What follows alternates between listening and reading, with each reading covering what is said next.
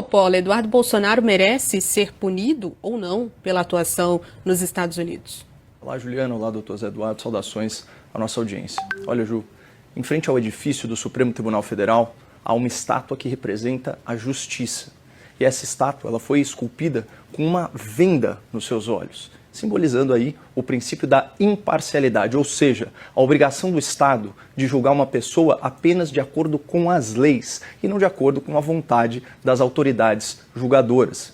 Daí aquela máxima, a justiça é cega, porque a verdadeira justiça não enxerga quem ela julga, mas quais os atos que foram praticados e se esses atos ferem ou não a lei estabelecida. O artigo 5º da nossa Constituição também aponta nesse sentido. Todos são iguais perante a lei, ou seja, se uma ação constitui crime, não importa quem a pratica. Uma conduta criminosa será sempre criminosa, assim como uma conduta lícita será sempre lícita, legítima, legal.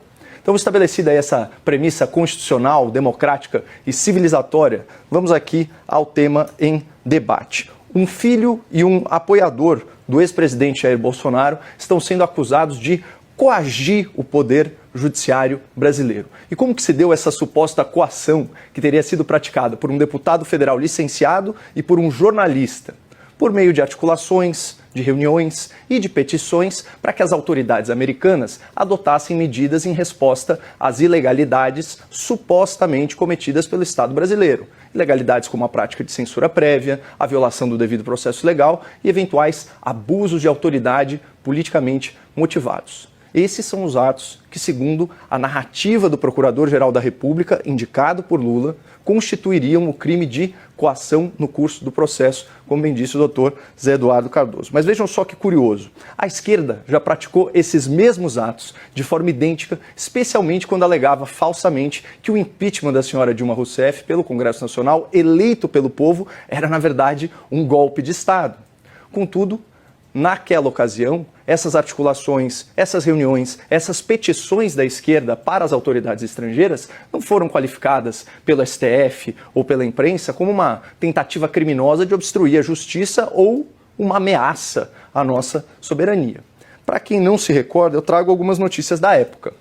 É o País, agosto de 2016. Parlamentares do Partido dos Trabalhadores solicitaram nessa quinta-feira a proteção da Comissão Interamericana de Direitos Humanos diante do golpe perpetrado contra a presidenta afastada do Brasil, Dilma Rousseff. Fecha aspas. Na ocasião, o PT alegou violação ao devido processo e pediu adoção de medidas cautelares para restituir o mandato da presidente, que foi afastada do cargo legalmente, conforme previsto na Constituição, com a chancela do próprio STF. Então, sobre o apoio dos Estados Unidos, o deputado petista Paulo Teixeira foi mais longe e deu a seguinte declaração, segundo o site do próprio PT. Hoje mesmo, o senador Bernie Sanders, aquele pré-candidato derrotado do Partido Democrata, pediu que tivesse novas eleições no Brasil e denunciou o golpe.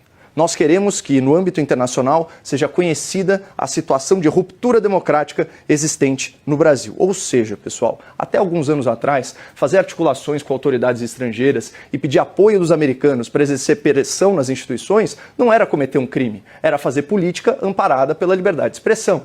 Portanto, fica parecendo que a justiça brasileira trata coisas muito parecidas de forma muito diferente, contrariando o princípio da imparcialidade e também da isonomia.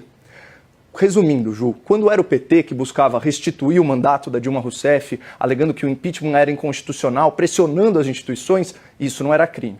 Agora que a direita busca reverter a inelegibilidade de Bolsonaro, demonstrando que a ação do golpe é inconstitucional, pressionando as instituições, agora isso se torna crime de coação. Ou seja, quando é a esquerda, é pressão democrática. Quando é a direita, é coação criminosa. Então, urgentemente, chamem um escultor para atualizar a estátua do STF, porque ela já não tem mais os olhos vendados.